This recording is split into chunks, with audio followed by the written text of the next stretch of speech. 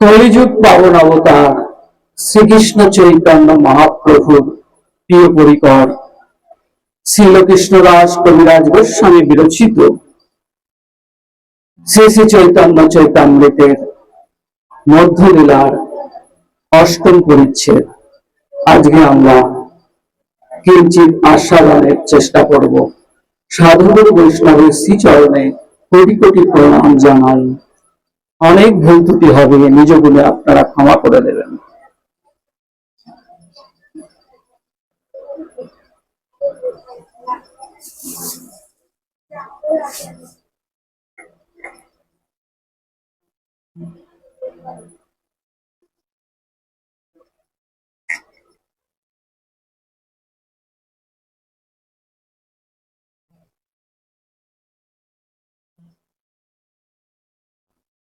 সঞ্চার রামাধীর ভক্ত মেঘে স্বভক্তি সিদ্ধান্ত চয়নিমৃতানি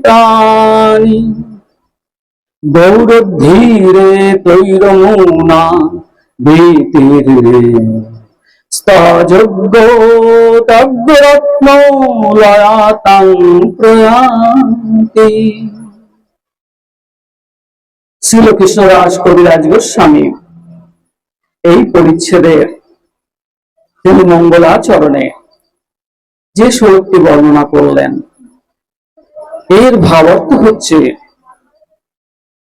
সিদ্ধান্ত সুধা সাগর রূপ শ্রী গৌরাঙ্গ দেব রামানন্দ অভিধাযুক্ত ভক্তরূপ মেঘে নিজ বিষয়ক ভক্তি সম্বন্ধীয় সিদ্ধান্ত সমূহরূপ অমৃত সঞ্চার করিয়া তৎকর্তৃক বিতীর্ণ বা বর্ষিত সেই ভক্তি সিদ্ধান্ত দ্বারা পুনর্বার স্বয়ং ভক্তি কর্তব্যতারূপ রত্নরাজির আকরতা প্রাপ্ত হইয়াছে। অর্থাৎ শ্রীকৃষ্ণ চৈতন্য মহাপ্রভু স্বয়ং ভগবান পরতত্ত্ব সীমা রাধাকৃষ্ণ মিলিত তনু মহাভাব এবং রসরাজ একত্রিত হয়ে আজকে কলিযুগের মানুষকে উদ্ধারের নিমিত্তে তিনি অবতীর্ণ হলেন। এই অধ্যায়ে শ্রীকৃষ্ণ চৈতন্য মহাপ্রভু এবং রায় রামানন্দের মিলন এবং সাধ্য সাধন তত্ত্ব সম্পর্কে রায় রামানন্দের সঙ্গে শ্রীকৃষ্ণ চৈতন্য মহাপ্রভু কথোপকথন উপলক্ষে বিস্তারিত আলোচনা হয়েছে। শ্রীকৃষ্ণ চৈতন্য মহাপ্রভু যখন দক্ষিণে যাত্রা করবার পরিকল্পনা করেছিলেন, সেই সময় সার্বভৌম ভট্টাচার্য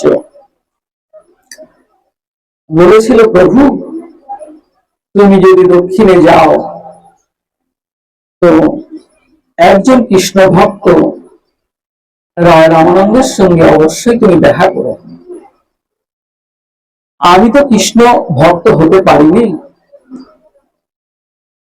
আমি ছিলাম জ্ঞান মার্গের, কিন্তু তোমার স্পর্শে আজকে ভক্তির কিঞ্চিত অনুভব হয়েছে বলেই আমি তোমাকে বলছি যে রায় রামানন্দের সঙ্গে তুমি অবশ্যই দেখা করো, তিনি অতীব কৃষ্ণ ভক্ত।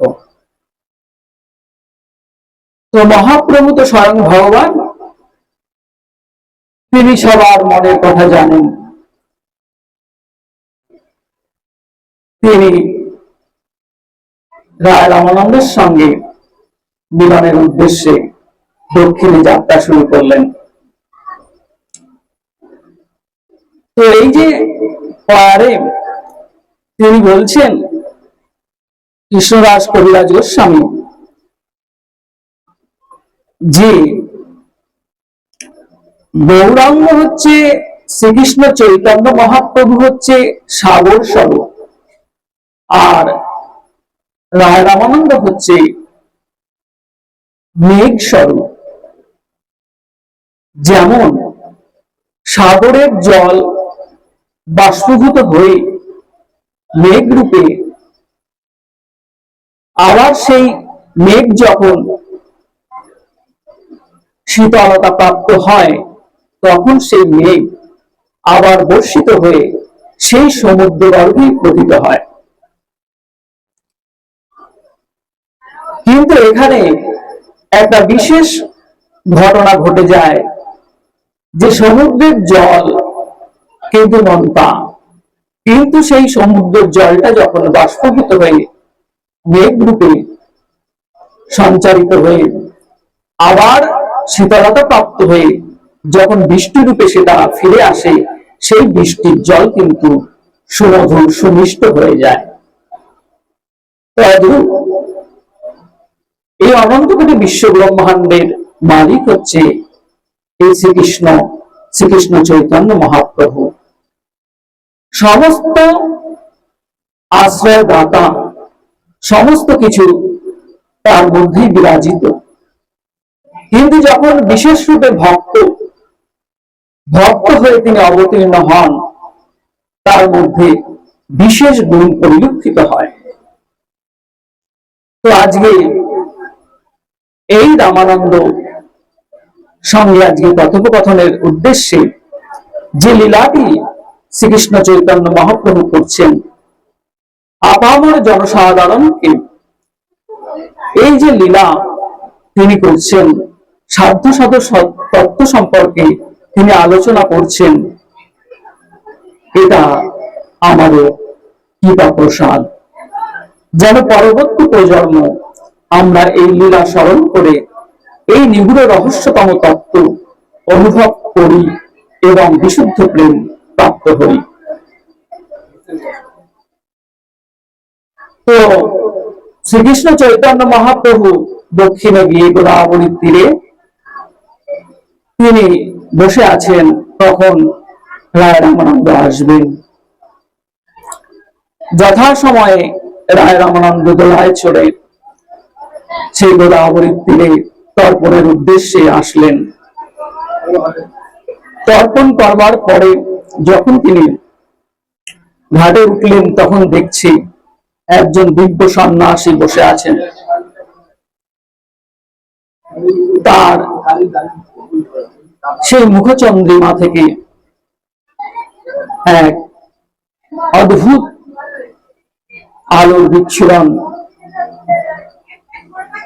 আজানুলম্বিত ভুজ কনকায় অবগত সেই শ্রীকৃষ্ণ চৈতন্য মহাপ্রভুকে দর্শন করে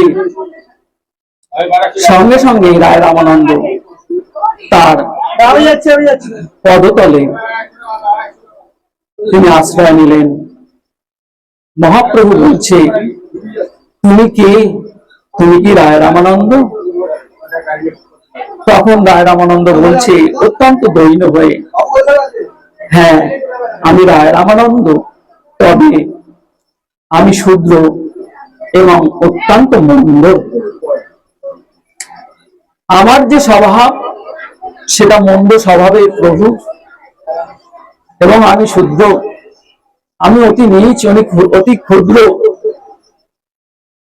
তাই তোমার স্পর্শে তুমি যদি কৃপা করে আমার এই মন্দ বুদ্ধিকে শুদ্ধ করে দাও। এটা হচ্ছে কৃষ্ণ ভক্তের অতি দৈন্যতা। তো কৃষ্ণ ভক্ত হলেই এই দৈন্যতার প্রকাশিত হয়। তো মহাপ্রভু তাকে আলিঙ্গন করলো, দুইজনেই আলিঙ্গিত হয়ে তখন অষ্টসাত্ত্বিক বিকারে বিকারিত হচ্ছে। কিন্তু পাশে যেহেতু অনেক লোকজন, সঙ্গে সঙ্গে নিজেদেরকে সংবরণ করলেন এবং মহাপ্রভু বললেন যে তোমার সঙ্গে আমি দেখা করতে এসেছি, তো আমি আজকে এক বিপ্রের বাড়িতে থাকবো, তুমি সন্ধ্যেবেলায় সেখানে এসো, আমরা দুইজনে কৃষ্ণ কথা আলোচনা করব। এই বলে দুজনে চলে গেলেন এবং রায় রামানন্দ তখন সেই সন্ধ্যেবেলায় আবার মহাপ্রভু সেই ভিত্তির গিয়ে সেই বৈষ্ণবের গৃহে তিনি গিয়ে মহাপ্রভুর সঙ্গে দেখা করলেন। তো তখন তিনি বলছেন,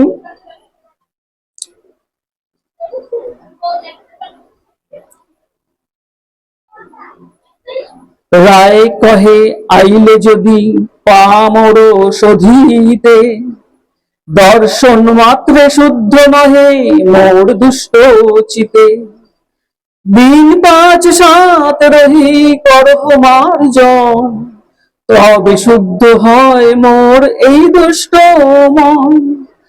যদ্যপি বিচ্ছেদ দোহার সহন না যায়, তবু দণ্ডবধ করি চলিল রায়।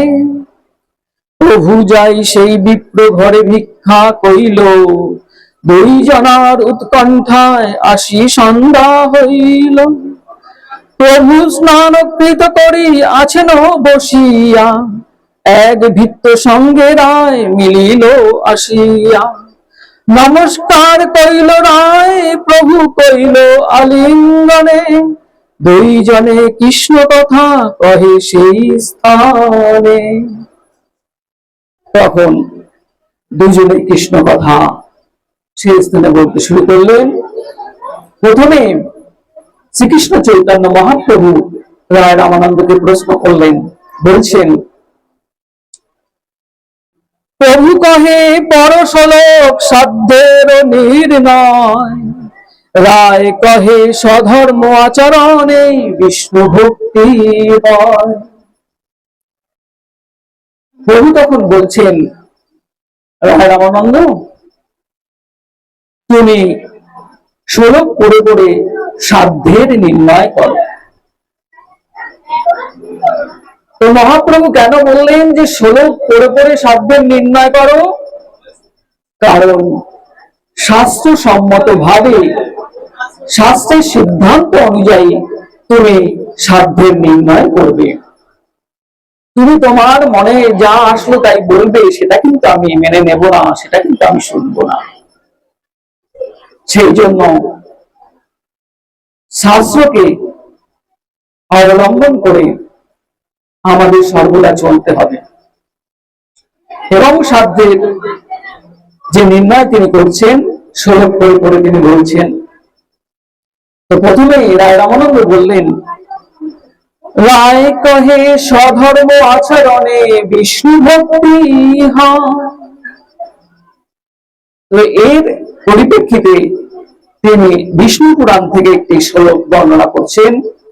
তো সেই শ্লোকটি হচ্ছে, বর্ণাশ্রম চারবতা পুরুষেণ পরপুমান, বিষ্ণু আরাধ্যাত পন্থা নান্যতত্ত্ব স্বীকারণম। অর্থাৎ বর্ণ এবং আশ্রম ধর্ম কেউ যদি সঠিকভাবে পালন করে, তবে তার একদিন বিষ্ণু ভক্তি হয়। প্রভু এই শ্লোকটি শ্রবণ করে বললেন, প্রভু কহে ইহা বাহ্য আগে কহ, রায় কহে কৃষ্ণ কর্মার্পণ সর্বসাধ্য। প্রভু তখন বললেন, দেখো তুমি যে শ্লোকটি বললে, এটা অনেক আগের পুরনো এবং এটা বাইরের কথা অথবা তুচ্ছ কথা। এর মধ্যে ভক্তির কোনো প্রসঙ্গ নাই, ভক্তির স্পর্শ নাই। সেই জন্য তুমি ইহা বাহ্য আগে কহ, আর অন্য আরো কিছু বলো। তখন রায় রামানন্দ বলছেন, গীতা থেকে তিনি একটি শ্লোক উদ্ধৃত করে বলছেন, যদ করোসি যদ স্নাসি যজুহোসি দদাসি যা, যদ তপস্যোসি কৌন্তেয় তৎকুরুষ মদার্পণম। অর্থাৎ ভগবান শ্রীকৃষ্ণ অর্জুনকে বললেন, হে কন্তেয়, তুমি যা কিছু করো, ভোজন করো বা হোম করো, দান করো বা তপস্যা করো, সমস্তই আমাকে অর্পণ করিবে। মহাপ্রভু এই শ্লোকটি শুনেও বলল, ইহা বাহ্য, আগে কহ আর। তখন তিনি শ্রীমদ্ ভাগবত থেকে আরেকটি শ্লোক বলছেন, আজ্ঞৈব গুণর ময়াধিষ্ঠানোপি সকান ধর্মং সন্ত্যজ্য সর্বান মাং ভজে যশ চ উত্তম। এই শ্লোকের অর্থ হচ্ছে, ধর্মশাস্ত্রে আমি ভগবান যাহা ধর্ম বলিয়া আদেশ করিয়াছি, তাহার গুণ দোষ বিচারপূর্বক সেই সকল ধর্ম প্রবৃত্তি ত্যাগ করিয়া যিনি আমাকে ভজনা করেন, তিনি সর্ব উৎকৃষ্ট। এই প্রসঙ্গে তিনি আরেকটি গীতা থেকে শ্লোক উদ্ধৃত করে বলছেন, সর্বধর্ম পরিত্যাজ্য মামেকং শরণং ব্রজ অহং তাং সর্ব পাপেভ্যো মোক্ষয়িষ্যামি মা শুচো। গীতায় তিনি সর্ব উৎকৃষ্ট শ্লোক অর্জুনকে বলেছিল, যে সমস্ত ধর্ম ত্যাগ করে তুমি আমার শরণাপন্ন হও, তাহলে আমি তোমাকে মুক্ত করে দেব। মহাপ্রভু এই দুটো শ্লোককেও বললেন, প্রভু কহে ইহা বাহ্য, আগে কহ আর। রায় কহে জ্ঞান মিশ্র ভক্তি সাধ্য সার।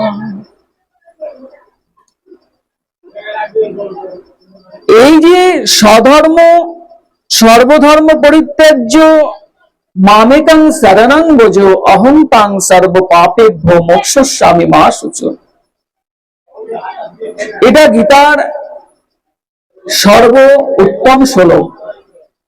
কিন্তু মহাপ্রভু এই শ্লোককে বাহ্য বললেন। এর কারণ হচ্ছে, এই শ্লোকের মধ্যে জ্ঞান মিশ্রিত রয়েছে এবং এখানে শ্রীকৃষ্ণ বলছেন, আমি তোমাকে মুক্তি প্রদান করব। যেহেতু কৃষ্ণ বলছে যে আমি তোমাকে মুক্তি প্রদান করব, সেহেতু মহাপ্রভু বলল যে ইহা বাহ্য। কারণ ভক্ত কখনো মুক্তি চায় না। বিশুদ্ধ যে ভক্ত, সে কখনো মুক্তি চাইবে না। পঞ্চবিধ মুক্তিকেও সে ত্যাগ করে। দিও মানং ন গৃহন্তি বিনা মৎসেবনম জনা, অর্থাৎ দিলেও সে মুক্তি গ্রহণ করে না। ভক্ত সর্বদা সেবা চায়। সেই জন্য মহাপ্রভু এই শ্লোকটাকেও বাহ্য বলল। কারণ মহাপ্রভু যে স্তরে, সেই স্তরে আমাদেরকে প্রবেশ করানোর জন্য কিন্তু তিনি এই লীলাটি সংঘটিত করলেন। সেই জন্য প্রথমে এই যে কর্ম, জ্ঞান, যোগ, সর্ব উৎকৃষ্ট যে ভক্তি, সেই ভক্তির দিয়ে তিনি নিয়ে যাচ্ছেন। তো রায় রামানন্দ তিনি আবার একটি শ্লোক বলছেন শ্রীমদ্ ভাগবত থেকে, ব্রহ্মভূত প্রসন্ন আত্মা ন শোচিতি ন কাঙ্ক্ষতি সাম সর্বেষু ভূতেষু মদ্ভক্তিং লভতে পরাম। ব্রহ্মভূত প্রসন্ন আত্মা ন শোচিতি ন কাঙ্ক্ষতি সাম সর্বেষু ভূতেষু মদ্ভক্তিং লভতে পরাম। সে পরাভক্তি লাভ করে। অর্থাৎ তার আত্মা প্রসন্ন হয়েছে, সে ব্রহ্মভাব প্রাপ্ত হয়েছে, কিন্তু এখনো পর্যন্ত বিশুদ্ধ ভক্তিতে তার প্রবেশ হয়নি। সেই জন্য মহাপ্রভু এই শ্লোক থেকে বলল, ইহা বাহ্য, আগে কহ আর। প্রভু কহে ইহা বাহ্য, আগে কহ আর। রায় কহে জ্ঞান মুখ শূন্য ভক্তি সর্বসাধ্য সার। জ্ঞান শূন্য ভক্তি, অর্থাৎ এই শ্লোকটার মধ্যে জ্ঞান মিশ্রিত ছিল। এখন তিনি জ্ঞান শূন্য ভক্তির একটি শ্লোক বলছেন শ্রীমদ্ ভাগবত থেকে। এই শ্লোকে ব্রহ্মা স্তুতি করছেন শ্রীকৃষ্ণর কাছে। এই শ্লোকটিতে কি বলছেন? জ্ঞানে প্রয়াসমুদবশ্য নমন্তে জীবন্তি সম্মুখরিতং ভবদীয় বার্তা স্থানে স্থিতং সুতিগ্রতং তনুবং মনোভীর্যে প্রয়াস অজিত জিত পশ্যত স্ত্রীলোকম। অর্থাৎ হে কৃষ্ণ, হে না, আমি আমার অনুভব থেকে বলছি, জ্ঞানে বা অন্য কোনো সাধনায় তোমাকে কেউ কখনো পেয়েছে কি পাবে না আমি জানি না, কিন্তু তোমার কথা যে মন প্রাণ দিয়ে এক জায়গায় বসে শ্রবণ করে সে তোমাকে অবশ্যই পাবে, অবশ্যই পাবে, অবশ্যই পাবে। মহাপ্রভু এই শ্লোকটি শুনে বলল, ইহা হয় আগে কহ আর।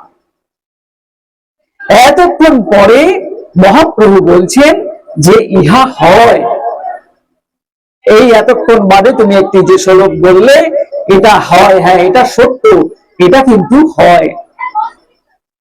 কারণ ভগবানের নাম যে শ্রবণ করে, ভগবানের গুণকীর্তন যে শ্রবণ করে, ভগবানের কথা যে শ্রবণ করে, তার চিত্ত শুদ্ধ হতে শুরু করে দেয়। সেই জন্য শ্রবণই মঙ্গলম। সেই জন্য মহাপ্রভু বলছে যে এই চিত্তরূপ দর্পণটা মার্জিত হয়ে যায়। চেত দর্পণ মার্জনম ভব মহাদগ্নি নির্বাপিতম স্নেহ কৈরব চন্দ্রিকা বিতরণং বিদ্যাবোধু জীবনম আনন্দ অম্বুধ বর্ধনং প্রতিপদং পূর্ণ প্রেমামৃত আস্বাদনম স্বাত্মস্থাপনম পরবিজয়তে শ্রীকৃষ্ণ নাম সংকীর্তনম। শ্রীকৃষ্ণ নাম সংকীর্তনে, এই শ্রবণ কীর্তনে এত কিছু লাভ করা যায়, পূর্ণ প্রেম আস্বাদন করা যায়। তো সর্বপ্রথম হচ্ছে এই চিত্তরূপ দর্পণটা মার্জিত হতে শুরু করে দেয়। এই শ্রবণই মঙ্গলম। সেই জন্য মহাপ্রভু এই শ্লোকটিকে বলল, ইহা হয় আগে কহ আর। অর্থাৎ মহাপ্রভু বিশুদ্ধ ভক্তিতে প্রবেশ করালো, এবং বিশুদ্ধ ভক্তি হচ্ছে আমাদের সেই ধন। আমাদের যে লক্ষ্য বস্তু, আমাদের যে সাধ্য বস্তু, সেটা হচ্ছে প্রেম ধন। প্রেম পেতে হবে আমাদের। সেই প্রেমটা কি? বিশুদ্ধ কৃষ্ণ প্রেম, অপ্রাকৃত প্রেম। তো আজকে এই শ্লোকটিতে তিনি বললেন যে ইহা হয়। তো সমস্ত শাস্ত্রের যে মূল যে উদ্দেশ্য, সেটা হচ্ছে এই ভক্তি, হচ্ছে বিশুদ্ধ ভক্তিতে প্রবেশ করানো। বিশুদ্ধ ভক্তি যেন আমরা পাই, সেটাই হচ্ছে প্রতিপাদ্য বিষয়। আজকে গীতায়ও কিন্তু অর্জুন জিজ্ঞাসা করেছিল যে প্রভু, তুমি তো অনেক কথা বললে, অনেক মার্গ তুমি আমাকে দেখালে, যে এই পথ রয়েছে, ভগবৎ প্রাপ্তির অনেক পথ আছে, কিন্তু সর্বশ্রেষ্ঠ উপায়টা কি? তুমি যদি একটু কৃপা করে বলো। এবং সতত যুক্তা যে ভক্তস্তং পর্যুপাসতে যে চৌপি অক্ষরং অব্যক্তং তেষাং কে যোগবিউত্তমা। কে উত্তম? তুমি আমাকে একটু বলো। এই যোগ, জ্ঞান এবং ভক্তির মধ্যে কোনটা উত্তম? তুমি যদি আমাকে কৃপা করে বলো। তখন শ্রীকৃষ্ণ বলছেন, নিত্যযুক্ত উপাস্যতে শ্রদ্ধায় পরপেতাস্থে মে যুক্তোত্তম মতা।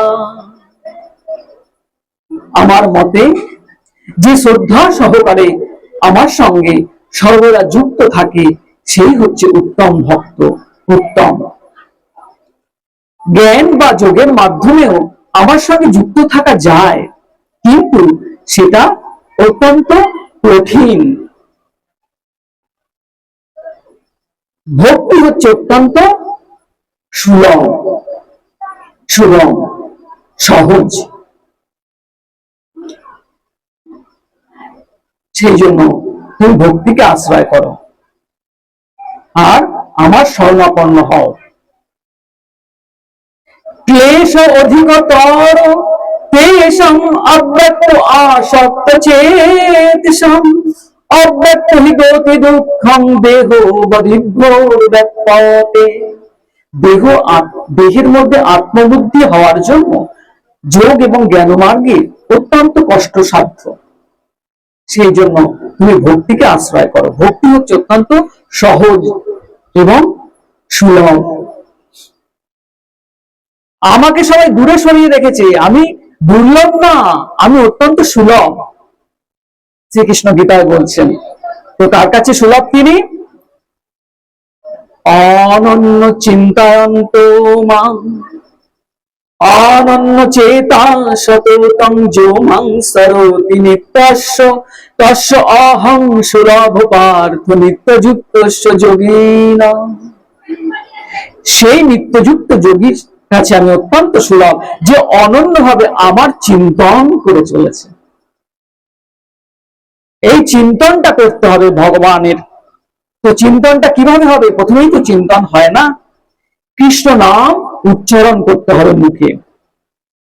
কৃষ্ণ নাম আর নামই যেহেতু অভিন্ন তত্ত্ব, কৃষ্ণ নাম উচ্চারণ করলেই এই চিত্তরূপ দর্পণ মার্জিত হতে শুরু করে দেয়, আর আমাদের চিন্তনে সেটা চলে আসে, আমাদের অজান্তেই এটা চলে আসে। সেই জন্য কৃষ্ণ নাম অনবরত করতে হবে। তো যে অনবরত কৃষ্ণ নাম উচ্চারণ করছে তার কাছে আমি অত্যন্ত সুলভ, এবং সেটা যদি প্রীতির সহিত হয় তাহলে আরো ভালো। মচ্চিত্ত মদগত প্রাণ বোধয়ন্ত পরস্পরম প্রথয়ন্তশ্চ মং নিত্যং তুষ্যন্তিশ্চ রমন্তিশ্চ তেষাং সতত যুক্তানাং ভজতাং প্রীতিপূর্বকং বদামি বুদ্ধি যোগং তাং যেন মাম উপযান্তি তে। সেই ভক্তকে আমি বুদ্ধি প্রদান করি, যে প্রীতির সহিত আমার ভজনা করে, সেই বুদ্ধি দ্বারা আমাকে সঠিকভাবে তখন সে জানতে পারে। তো মহাপ্রভু এই শুদ্ধ ভক্তিতে প্রবেশ করাচ্ছে আমাদের। তো রায় রামানন্দ তখন তিনি নিজের দুটো লেখা দুটো শ্লোক তিনি মহাপ্রভুকে শোনাচ্ছেন। তো তিনি বলছেন,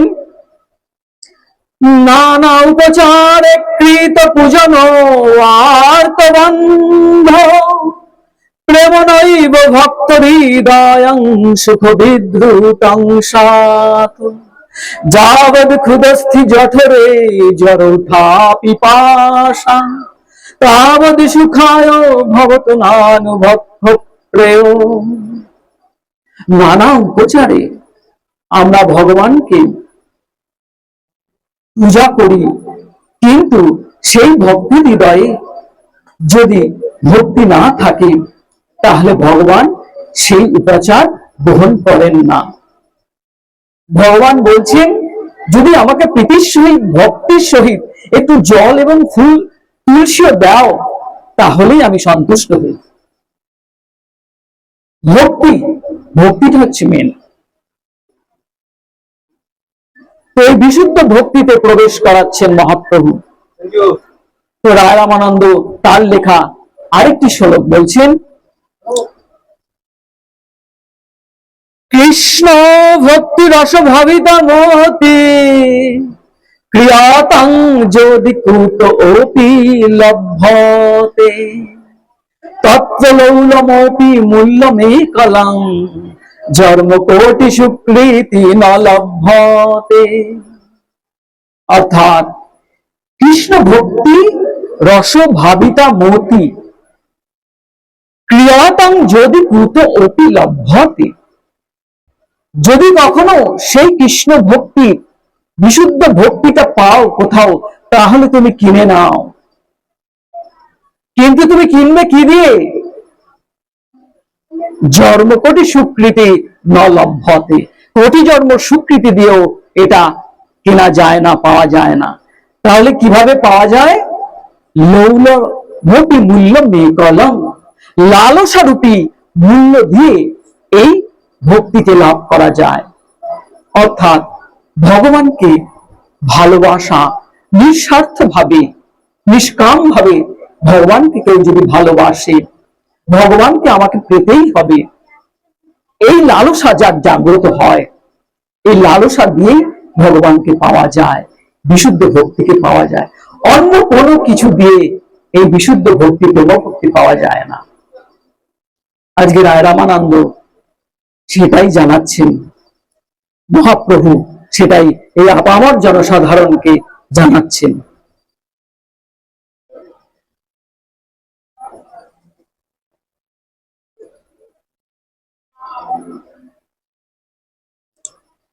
প্রভু কহে এহ হয় আগে কহ আর, রায় কহে দাস্য প্রেম সর্বসাধ্য সার।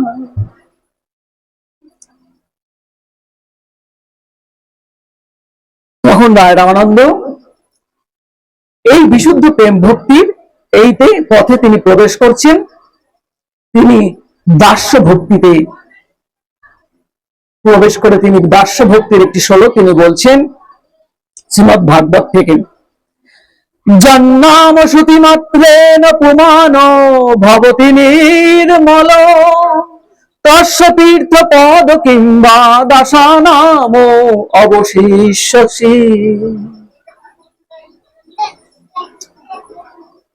বলছে জন্নাম শ্রুতি মাত্রেণ পুমান ভবতি নির্মল, যার নাম শ্রবণ মাত্রই হৃদয়ের সমস্ত কলমশ নাশ হয়ে যায়, সেই দাসের, ভগবানের দাস্য ভক্তি প্রাপ্ত সেই দাসের নাম শ্রবণ মাত্রই অন্য লোকের হৃদয়ের কলমশ নাশ হয়ে যায়। তাহলে সেই দাসের প্রাপ্তিতে অন্য কিছু কি আর বাধাপ্রাপ্ত আছে? সে সমস্ত প্রাপ্তি হয়ে যায় তার।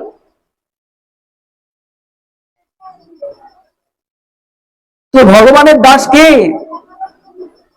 এই হনুমান, রাম ভক্ত হনুমান, দাসের পরাকাষ্ঠা দাস্য ভক্তি। তো এই যে হনুমানকে পুজো করা হয়, যারা রাম ভক্ত দেখবেন হনুমানকে পুজো করছে, রাম ভক্ত হনুমানের মন্দির সর্বত্র রয়েছে। তো ভক্তের পুজো, এই হচ্ছে দাস্য ভক্তিতে প্রবেশ। আর কি বলছি, যখন এই দাস্য ভক্তিতে প্রবেশ হয়, তখন সেই দাসের যে মনের যে স্থিতি, মনের যে দশা, যে ভাব প্রকট হয়, সেই ব্যাপারে একটি শ্লোক তিনি বলছেন। কি বলছি, ভবন্তি মেবানুচর নিরন্তর, প্রশান্ত নিঃশেষ মনোরথান্তর, তদা হৈকান্তিক নিত্য কিঙ্কর, প্রহর্ষয়াস্মি সনাথ জীবিতম। হে কৃষ্ণ, হে প্রভু, তবে আমার এমন দশা হবে যে সমস্ত ইচ্ছা, সমস্ত কামনা বাসনা আমার নিঃশেষ হয়ে যাবে। এই প্রশান্ত সাগরের মতো আমাদের যে কামনা বাসনা কবে নিঃশেষ হয়ে যাবে, আর তোমার শ্রীচরণের কবে আমি এই কিঙ্কর্য প্রাপ্ত হব। তো এই ভাবের উদয় হয়, এই ভাব প্রকট হয়। এর হচ্ছে দাস্য ভক্তির কথা তিনি বলছেন। এরপরে হচ্ছে সখ্য ভক্তির কথা তিনি বলছেন। সেটা কি, ইত্থং সত্যং ব্রহ্ম সুখানুভূতা দর্শং গতানাং পরদৈবতেনা মায়াশ্রিতানাং নরদারকেনা শ্রদ্ধং দ্বিজহু কীত পুণ্য পুঞ্জা। তো দাস্য ভক্তির পরে হচ্ছে সখ্য ভক্তি। যারা তোমার সখা, তাদের কত ভাগ্যের উদয় ফলে যে স্বয়ং ভগবানের সখা হতে পারে। মহাপ্রভু এই শ্লোক শুনে বলল, ইহা উত্তম, তুমি ঠিকই বলছো, আগে কহো আর। তখন তিনি রায় কহে বাৎসল্য প্রেম সর্বসাধ্য। তো দাস্য সখ্য, এরপর হচ্ছে বাৎসল্য প্রেম। তো বাৎসল্য প্রেমের শ্লোক তিনি উদ্ধৃত করছেন শ্রীমদ্ ভাগবত থেকে।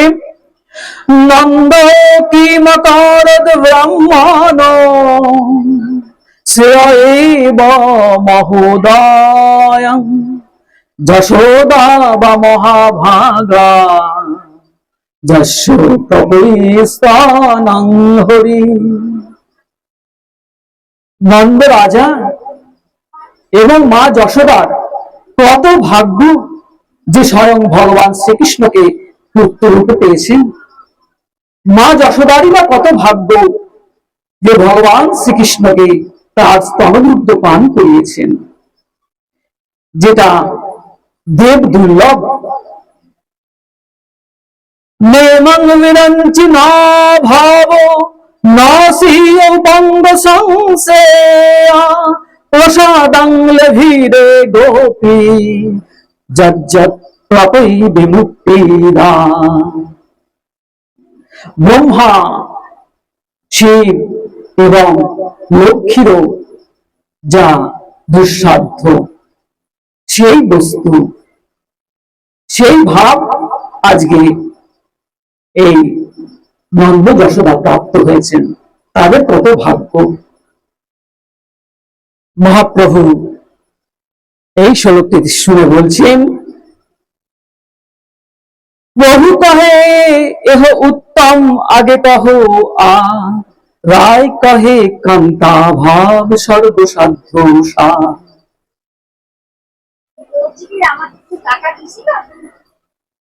তখন রায় রামানন্দ এই কান্তা ভাব, মহাপ্রভু যে একান্ত মনের যে ভাব, সেই ভাবে এখন প্রবেশ হচ্ছে, সেটা হচ্ছে কান্তা ভাব। তো কান্তা ভাবের শ্লোকে তিনি বলছেন, নায়ং শ্রীঅঙ্গ নিতান্ত রাতে প্রসাদ শৈশর্য আশ্রিতাং নলিনী গন্ধরুচাং কুতহন্না রাসোৎসবে স্থিত ভুজ দণ্ড বিহিত কণ্ঠ লব্ধা শীর্ষং উদ্গাধ বোজ সুন্দরী না। আজকে এই কান্তা ভাবের শ্লোকে বলছেন, কান্তা ভাবের শ্লোকে তিনি বলছেন, নায়ং শ্রীঅঙ্গ নিতান্ত রাতে প্রসাদ শৈশর্য আশ্রিতাং নলিনী গন্ধ রুচাং কুতহন্না রাসোৎসবে স্থিত ভুজ দণ্ড বিহিত কণ্ঠ লব্ধা শীর্ষং উদ্গাধ ভোজ সুন্দরী নাম। রাসোৎসবে ভগবান শ্রীকৃষ্ণকে গোপীগণ তারা নিজের বাহুর দ্বারা ভগবান শ্রীকৃষ্ণকে আলিঙ্গনবদ্ধ করেছিল। এই যে কৃপা, এই যে প্রসাদ, এই যে ভাব আজকে তারা পেল, এটা ভগবান লক্ষ্মীর দুঃসাধ্য আর অন্য দেবদেবী তো দূরের কথা, তাদের কত ভাগ্যের উদয় হলে ভগবান শ্রীকৃষ্ণকে স্বামী রূপে, প্রেমী রূপে তারা পেয়েছেন। তো মহাপ্রভু বলছেন, যে এই যে ভাব, এই ভাবটাই হচ্ছে সর্বশ্রেষ্ঠ ভাব। আজকে শ্রীকৃষ্ণ চৈতন্য মহাপ্রভু তিনি অবতীর্ণ হয়েছিলেন এই রাধা ভাব, কান্তা ভাবকে আস্বাদন করবেন বলে, আর এই আপামর জনসাধারণকে, এই কলিযুগের মানুষকে এই ভাব প্রদান করে তিনি বিশুদ্ধ প্রেম ভক্তি তিনি প্রদানের জন্য কিন্তু তিনি এসেছিলেন। সেই জন্য মহাপ্রভু বলছেন, সত্যি রায় রামানন্দ তুমি খুবই সুন্দর বলছো। তো তিনি রায় রামানন্দ শ্রীমদ্ ভাগবত থেকে তিনি একটার পর একটি শ্লোক বলছেন, মহাপ্রভু অত্যন্ত ভালো লাগছে। তো তিনি শ্রীমদ্ ভাগবত থেকে বলছেন, তাসাম আবির্ভূত চৌরি স্মানময় মুখং ভুজ পীতাম্বর ধারী সদিব্যি সাক্ষাৎ মন্মথ মন্মথ যতোত্তর মৌষ সাধু বিশেষ উল্লাস মর্জতি রতি বাসনায় সাদি ভাষতে কাপি কশ্চিতি। কৃষ্ণ ভক্তির উপায় বহুবিধ হয়, কৃষ্ণ ভক্তির তারতম্য বহুত আছে, কিন্তু যার সেই ভাব সেই সর্বোত্তম, তটস্থ হইয়া বিচারিলে আছে তারতম। তাহলে ভগবান শ্রীকৃষ্ণকে ভালোবাসার যে মূল যে পাঁচটা ভাব রয়েছে, শান্ত, দাস্য, সখ্য, বাৎসল্য এবং মধুর, এর মধ্যে চারটে ভাব হচ্ছে ভগবানের সঙ্গে ডাইরেক্ট সম্বন্ধ, সেটা হচ্ছে দাস্য ভক্তি, আর সখ্য ভক্তি, বাৎসল্য ভক্তি, আর মধুর ভক্তি। যার যেই ভাব সেই সর্বোত্তম, যার ভেতরে, যে ভক্তের ভেতরে এই চারটে ভাবের যে কোনো একটিও যদি থাকে সে সর্বোত্তম। কিন্তু যখন বিচার করা হয় তখন একটু তারতম্য আছে। তো মহাপ্রভু এবং শাস্ত্র বলছে সেই তারতম্যটা কি, সেটা হচ্ছে যে কান্তা ভাবই হচ্ছে সর্বশ্রেষ্ঠ। তো আজকে আমাদের সময় তো খুব কম, এটা বিস্তারিত আলোচনা করেছে। এই যে অধ্যায়, এই অধ্যায়ে বিভিন্ন রহস্যতম বিষয় কিন্তু মহাপ্রভু দিয়ে গেছে এই কলিযুগ মানুষকে উদ্ধার করার জন্য। এর এক একটি অক্ষর শ্রবণ এবং কীর্তন করলেই মঙ্গল হয়ে যায়, শ্রবণই মঙ্গলম। ওই জন্য গোপীগণ বলছেন, তব কথামৃতম তপ্ত জীবনম প্রভিভিরিতং কল্মষাপোহম শ্রবণ মঙ্গলম শ্রীমদোতাতম ভুরি বিন্নন্তি যো ভুরিদা জনা ভুরিদা জনা। শ্রবণ মাত্রই মঙ্গল হয়ে যায়, এই হচ্ছে গোপীগণের ভাব। তো মহাপ্রভু এই ভাবই আমাদের প্রদান করলেন। তো আজকে সময় স্বল্পতার কারণে আজকে পাঠ এখানেই আমাদের বিশ্রাম করতে হচ্ছে। জয় জয় নিতাই জয়।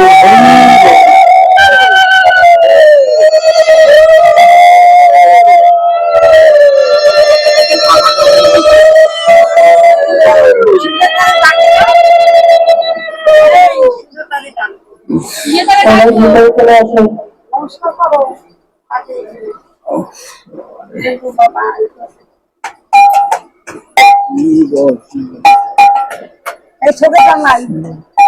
হ্যাঁ, শুধু দেখেই বুঝেছি।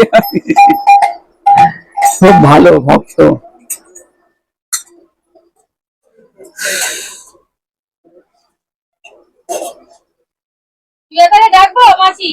মা ছিল, বাবা ছিল, দিদি ছিল, সব চলে গেছে। কত অসুবিধা নেই, সবাইকেই যেতে হবে, সবাইকেই যেতে হবে, কিন্তু কৃষ্ণ ভক্ত তো অতি উত্তম।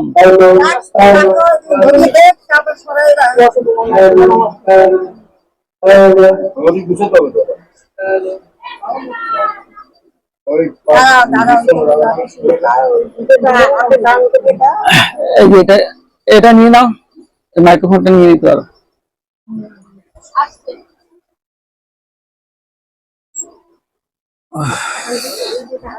হ্যাঁ কি না না, পরে রেখে দাও না, একটা প্যাকেট করে রেখে দাও, পরে যাওয়ার সময় নিয়ে যাও।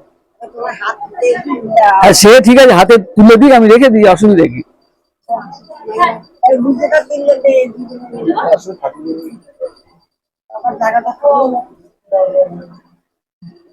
বিশ্রামের গান সেটা করে নি।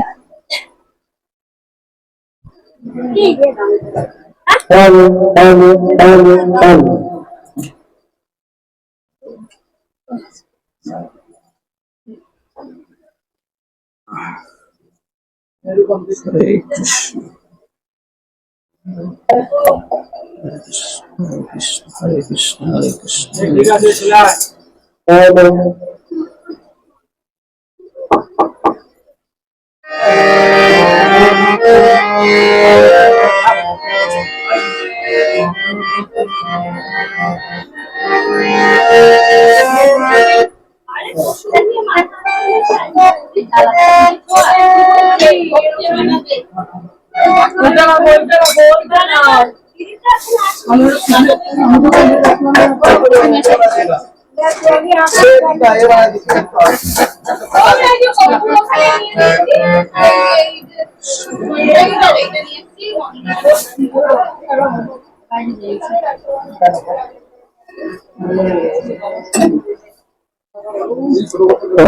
হোক বিশ্রাম টিশ্রাম এগুলো হোক, হ্যাঁ এসব হোক।